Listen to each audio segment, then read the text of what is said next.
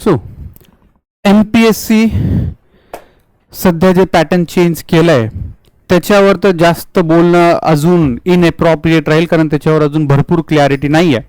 पण या व्हिडिओमध्ये गाईज आपण फोकस करणार आहोत UPSC 2027 कसं प्रिपेअर करावं लागेल. ठीक आहे, की काय त्याला स्ट्रॅटेजी असली पाहिजे, कारण आता जस्ट आता एक्झाम पण झाली आहे, रिझल्ट सुद्धा डिक्लेअर झाला आहे. ठीक आहे, सो आणि ज्यांचा रिझल्ट आला असेल absolutely wish you all the best for the mains. But ज्यांचा रिझल्ट आला नसेल, राईट गाईज, सो लगेच आता आपल्याला पुढच्या फेजसाठी पुढच्या इयरसाठी प्रिपेअर राहणं मस्ट आहे. याच्या आधी मी त्याच्यावर सुद्धा व्हिडिओ बनवलेला आहे, तुम्ही वाटल्यास तो बघू शकता.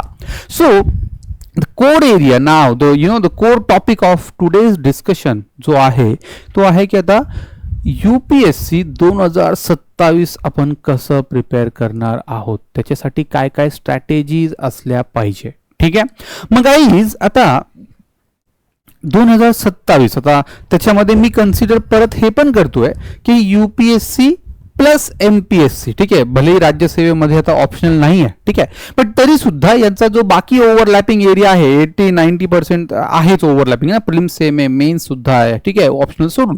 सो मग इथे आपल्याला काय ना की फोकस आपला असा असला पाहिजे की इंटिग्रेटेड स्टडी आपण कसं करू शकतो. मी व्हिडिओचा टॉपिक UPSC 2027च ठेवलाय. ठीक आहे, आणि तो फार केअरफुली ठेवलाय. द रिझन बिंग कारण तेच की अजून तरी आपल्याला भरपूर क्लॅरिटी नाही आहे की आयोग, राज्य सेवा आयोग, ठीक आहे, तो कसा बेसिकली याच्यावर वर्कआउट करणार आहे. ठीक आहे, त्यांचा फर्दर प्लॅन एक्झॅक्टली कसा असेल. सो नाव जेव्हा मग UPSC 2027 बद्दल आपण डिस्कस करतोय, काही गोष्टी गाईज लक्षात ठेवणं मस्ट आहे. या व्हिडिओमध्ये तुम्हाला मी पूर्ण प्लॅन प्रिपेअर करून देणार आहे की तो कसा, काय काय टाइमलाईन मध्ये, काय काय सोर्सेस आणि काय काय वेज मध्ये तुम्हाला ते रीड करायचे आणि अल्टिमेटली डील करायचं आहे. ठीक आहे, सो बघा आता ना, simply 2 dates you need to remember जेव्हा तुम्ही टार्गेटिंग फॉर UPSC 2027, मग तुम्हाला 2 डेट्स लक्षात ठेवणं मस्ट आहे. एक तर आहे May 23.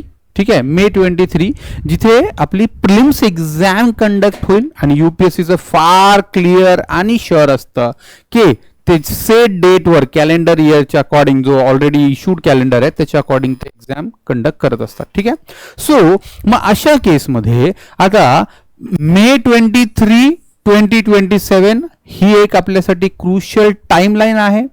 सेकंड जी इम्पॉर्टंट टाइमलाईन असेल ती ऑलमोस्ट ऑगस्ट मध्ये असेल, मिड ऑगस्ट 20. ठीक आहे, कारण तिथून मग आपली मेन्स एक्झाम स्टार्ट होईल. मी कन्सिडर करतोय की तुम्ही या वेज मध्ये ह्याला प्रिपेअर करताय की तुम्ही प्रिलिम्स 100% क्लिअर करणार आहात आणि then you will start preparing for appearing for as well the mains written phase itself. ठीक आहे, सो मी फार होपफुल आहे, कारण तुम्ही या वेज मध्ये प्रिपेअर करणार आहात आणि तुम्ही हा जो प्लॅन फॉलो केला तर I can assure you yes absolutely तुम्ही त्या गोष्टी करू शकता. ठीक आहे, मला 2 डेट्स आपल्याला क्लिअर असल्याच पाहिजे.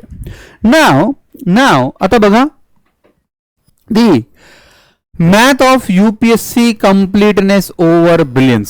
सिंपल सा फॅक्ट आहे की 14-15 लाख अप्लिकेंट्स आहे, 11 lakh appears for this prelims examination and hardly few thousand, 10,000, 11, 12,000 actual appear होतात मेन्स मध्ये. मग इथे काहीतरी आपल्याकडे राईट स्ट्रॅटेजी असली पाहिजे जिथे आपण या फायनल लिस्ट मध्ये, ठीक आहे, लँड करू शकणार. ठीक आहे, आणि ती स्ट्रॅटेजी जर का प्रॉपर असेल, based on my experience guys, मी सुद्धा UPSCचे 4 मेन्स सुद्धा दिलाय, इंटरव्ह्यू सुद्धा अपियर झालोय. ठीक आहे, फॉरेस्ट ची एक्झाम सुद्धा दिली आणि राज्यसेवा सुद्धा दिली आहे. मी तुम्हाला सांगतो based on my personal experience की विदाउट हॅव्हिंग ए करेक्ट तर नाही but kind of strategy plan you won't able to achieve your final name in the final list. ठीक आहे, सो मग आता बघा काय असणार. सिम्पली आपला 2027चा हा जो स्ट्रॅटेजी आहे किंवा प्लॅन आहे याच्यासाठी काही फेजेसमध्ये मी तुम्हाला स्ट्रॅटेजी देतोय. ठीक आहे, पहिला फेज हा बेसिक आणि फाउंडेशनचा फेज असणार, जिथे the very focus is on building foundation. मी एक्सपेक्ट करतो even if you are having multiple attempt, ठीक आहे, 27चा तुमचा maybe second third attempt पण असू शकतो, और maybe you will find की तो व्हेरी फर्स्ट अटेम्प्ट सुद्धा असू शकतो, आणि that is equally applicable for राज्यसेवा ऑल्सो. ठीक आहे, सो त्याला राज्यसेवा म्हणून तुम्ही कन्सिडर करू शकता, मोर ऑर लेस सेम टाइमला असेल. मग आता फेज 1 काय असणार, जर तुमचा फर्स्ट सेकंड थर्ड अटेम्प्ट आहे आणि अशा केसमध्ये तुम्हाला simply you need to build further, है ना, build your foundation in that वे.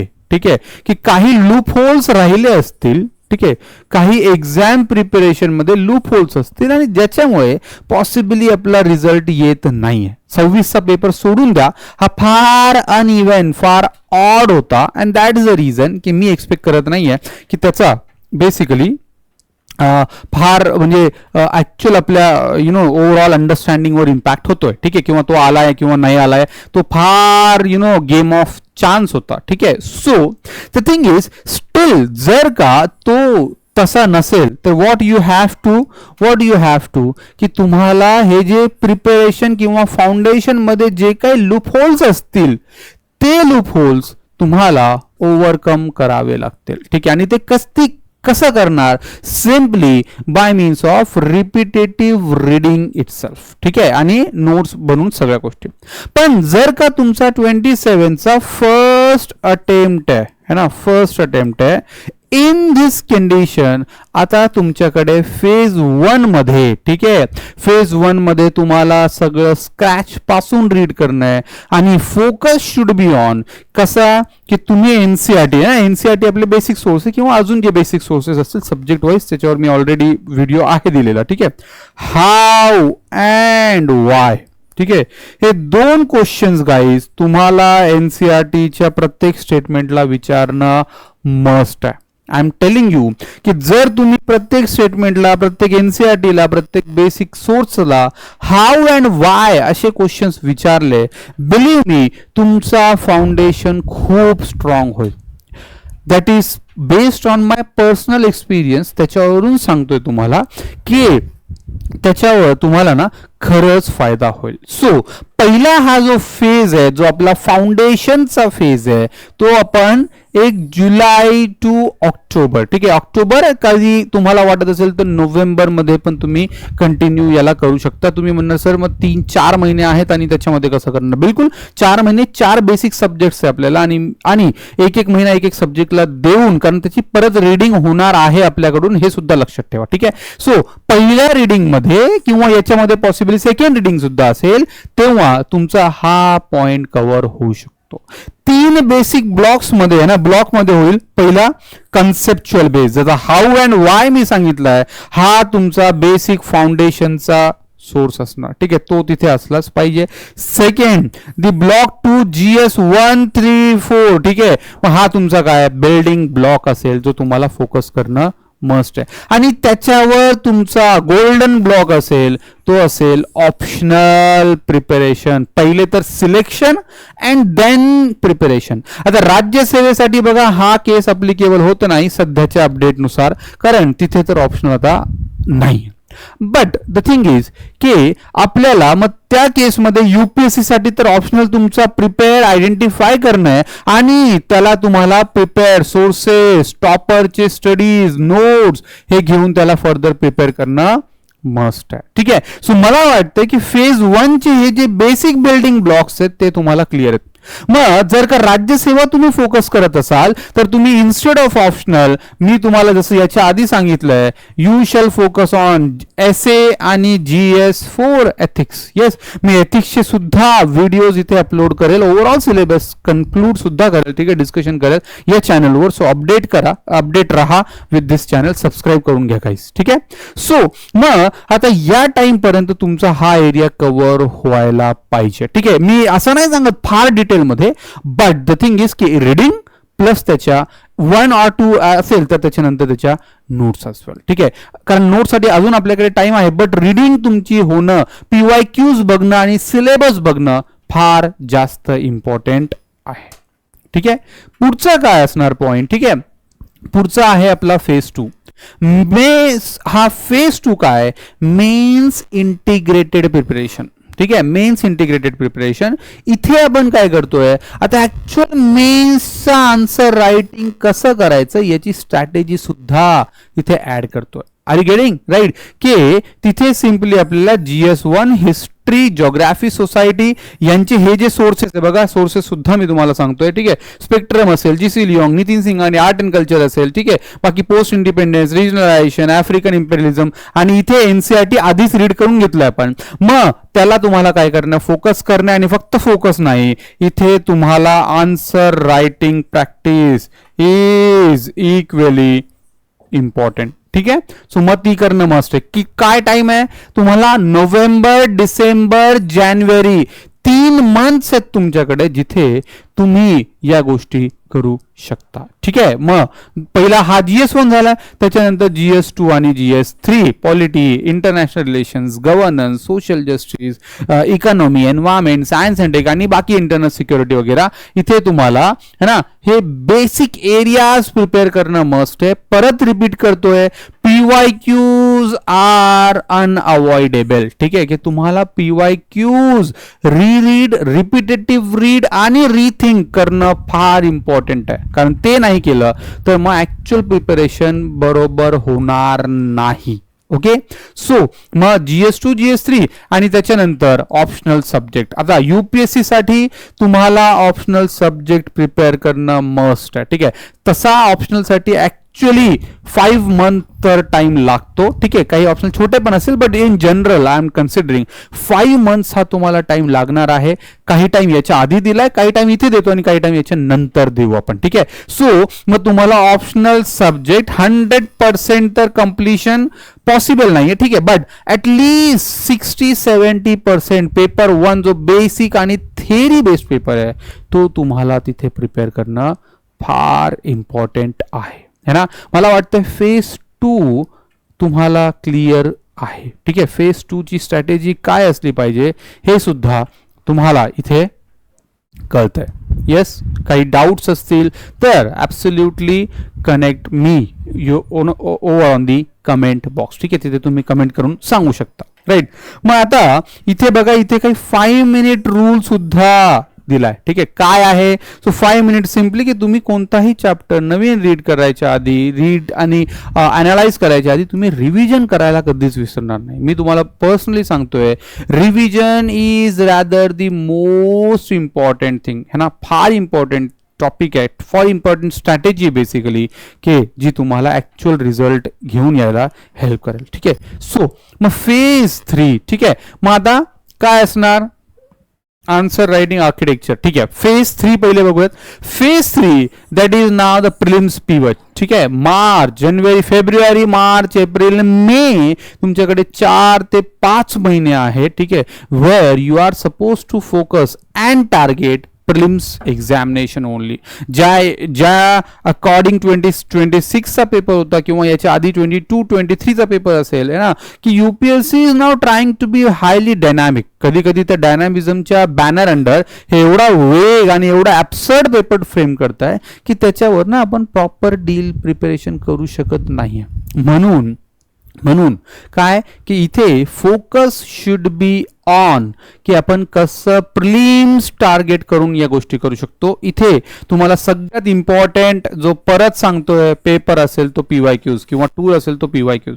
भलेही 26 चा पेपर बघून ऍक्च्युअली UPSC ला असं प्रिपरेशन करण्याला वाटेल की PYQs चा काय फायदा आहे, बट नाही, UPSC PYQs मिस करणार नाही. मी तुम्हाला अजून सांगतोय ती स्ट्रॅटेजी तिथे असणार. ठीक आहे, मग काय इथे असणार, आता इथे आता प्रिलिम स्किल. मग इथे लक्षात ठेवा, again you will be what focusing on the NCERTs here, की तुम्ही परत NCERTs रीड करताय ज्या तुम्ही तिथे गेलाय, त्याच्यासोबत त्याच्या नोट्स सुद्धा बनवतायत. ठीक आहे, and practice practice test also, ठीक आहे, प्रॅक्टिस टेस्ट ॲज वेल. हा आपला या फेज 3चा 3 स्टेज प्रिपरेशनचा फॉर्म्युला आहे. ठीक आहे, लक्षात ठेवा प्रिलिम्स आणि मेन्स मध्ये थोडासा डिफरंट आहे, अप्रोच मध्ये डिफरन्स आहे. ठीक आहे, मेन्स आन्सर रायटिंग बेसिकली इथे आता सध्या आपल्याला फोकस करायची नाहीये, ऑब्जेक्टिव्ह रिकॉग्निशन. ठीक आहे, की जिथे काही फॅक्ट्स असतील, अंडरस्टँडिंग असेल, काही एक्सटेंटवर लॉजिक्स पण असू शकतात, नो डाऊट. ठीक आहे, सो मग तुम्हाला त्या एरियाजवर फोकस करणं फार मस्ट आहे. ठीक आहे, so accordingly you need to prepare it. Okay, then मग काय की रिलेंटलेस ऑब्जेक्टिव्ह प्रॅक्टिस. ठीक आहे, पहिले तुम्ही रिव्हिजन करून घेतली आहे जे बेसिक्स आहेत त्याची. ठीक आहे, प्रिन्स पर्स्पेक्टिव्हने मग ऑब्जेक्टिव्हची प्रॅक्टिस केली. मॉक्स पेपर तुम्हाला देणे 2 मॉक्स पर वीक. ठीक आहे, मग तुम्ही तो GS1चा असेल आणि एक्सिसेटचा असणार, तुम्हाला प्रिपेअर्ड सापडणार by the end of the month May. ठीक आहे, जेव्हा ऍक्च्युअल एक्झाम होईल तुमच्याकडे भरपूर कॉन्फिडन्स असेल कारण तुम्ही ऑलरेडी खूप सारे पेपर दिलेले असणार. ठीक आहे, then revision and then CSAT survival और सिम्पली सीसॅट साठी पण तुम्हाला स्ट्रॅटेजी तिथे ऍड करणं मस्ट आहे. ठीक आहे, सो मग हा 3 फेज जो प्लॅन आहे, राईट, हा 3 फेज जो ओव्हरऑल प्लॅन आहे तो मला वाटतोय मी तुम्हाला इथे दिलेला आहे, फोकसिंग मेनली मे 27. ठीक आहे, मग आता तुम्हाला लक्षात ठेवणं आहे की मे 23 हा जो टार्गेट आहे, पहिले आपण वाईड अप्रोचने मेन्स प्रिपेअर करतोय आणि हळूहळू टेपर करत चालतोय की ज्याला आपण प्रिलिम्स टार्गेट करू शकतो. मेन नेक्स्ट वाला आता तुम्ही एवढं सगळं करून प्रिलिम्स तर क्लिअर करणार, दॅट इज फॉर शुअर. ठीक आहे, त्याच्यावर सुद्धा मी व्हिडिओ बनत राहील इन बिटवीन. ठीक आहे, जे तुम्हाला हेल्प करेल. आता मग आपली प्रिलिम्स क्लिअर झाल्यावर राईट फेज 4 स्टार्ट होईल. अजून प्रोसेस कंप्लीट झालेली नाही आहे. ठीक आहे, फेज 4 आपला स्टार्ट होईल, विच इज मेन स्प्रिंट. ठीक आहे, June to August 2027, almost 85 to 90 days आहेत आपल्याकडे, where we are in fact focusing on mains preparation. आता परत सांगतो, इथे तुम्ही मेन्स साठी परत रीड करणार नाहीये, फार तर फार काय ऑप्शनलचा जो एरिया राहिला होता तो करू शकता तुम्ही तिथे. ठीक आहे, बाकी GS1 चे हे पेपर्स आहेत ते तुमचे पॅरलली प्रिपेअर आधीच झालेले आहेत आणि इथे आता रिव्हिजन आणि व्हॅल्यू एनरिचमेंट याच्यावर तुम्हाला फोकस करायचं आहे, along with mock test writing. ठीक आहे, अलॉंग विथ मॉक टेस्ट. ठीक आहे, प्रिलिम्सच्या मॉक टेस्ट आणि मेन्सच्या मॉक टेस्ट तुम्हाला प्रिलिम्सच्या वेळेस जायचं आणि मेन्स साठी मेन्सच्या वेळेस. ठीक आहे, टेस्ट सिरीज पर्टिक्युलरली इथे फोकस करणं फार इम्पॉर्टंट आहे गाईस, है ना. मग काय करायचं आहे, simple action plan, daily full length और हाफ लेंथ टेस्ट. ठीक आहे, अटेम्प्ट करणं मस्ट आहे. 2 complete revisions of the optional subject. ठीक आहे, पहिले ऑप्शनल सब्जेक्ट जो राहिला आहे तो कंप्लीट करायचा आणि त्याच्या सक्सेसिव्ह रिव्हिजन करणं फार इम्पॉर्टंट आहे, कारण जर आपण हे करणार नाही तर आपण बाकी लोकांपेक्षा मागे राहू, है ना.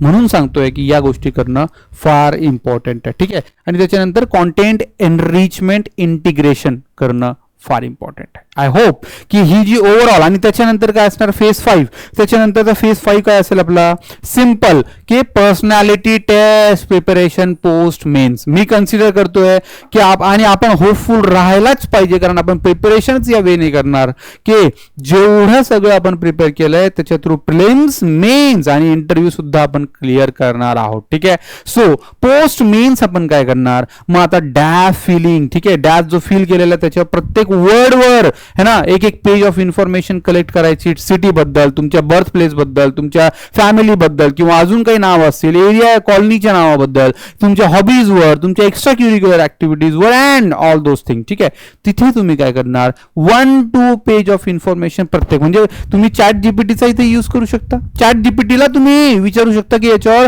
Give me 10 kind of question, those would be asked in interview. ठीक आहे, आणि तो तुम्हाला लिस्ट ऑफ टॉपिक्स. ठीक आहे. क्वेश्चन देईल आणि त्याच्या अकॉर्डिंग तुम्ही प्रिपेअर करू शकता. टेक्नॉलॉजीचा यूज करणं इथं मस्ट आहे. ठीक आहे. सो त्याच्यावर प्लस तुम्हाला सांगतोय, प्लस काही अजून ज्या तुम्ही हॉबीज टाकल्या आहेत किंवा एक्स्ट्रा क्युरिक्युलर ऍक्टिव्हिटीज केल्या आहेत त्याच्यावर तुम्ही काही अजून ऍक्टिव्हिटीज करा. एनजीओ सारख्या कामामध्ये ऍडिशनली वर्क करा किंवा एखादा सेमिनार अटेंड करा किंवा एखादा अजून ज्या तुमच्या हॉबीज आणि एक्स्ट्रा क्युरिक्युलरच्या रिलेटेड जे काही ऍक्टिव्हिटीज मेन्शन केल्या असतील त्याच्यावर तुम्ही फर्दर इन डेप्थ वर्क करून ऍडिशन करू शकता. I hope you guys are getting how this crucial time जो आपल्याकडे अवेलेबल आहे त्याला आपण कसं रिझल्टमध्ये कन्वर्ट करू शकतो. राईट. काही डाऊट्स असतील तर absolutely you shall ask me. Comment करा. काही अजून काही मी व्हिडिओज घेऊन येणार आहेच या सिरीजमध्ये जिथे तुम्हाला फर्दर आहे ना स्टेप बाय स्टेप फेजसाठी सुद्धा कसं प्रिपेअर करायचं आहे आणि टॉपिक्स वाईज ते तुम्हाला मी इथे या व्हिडिओजमध्ये सांगेल. ठीक आहे. GS4चे सुद्धा मी व्हिडिओज इथे अपलोड करणार आहे.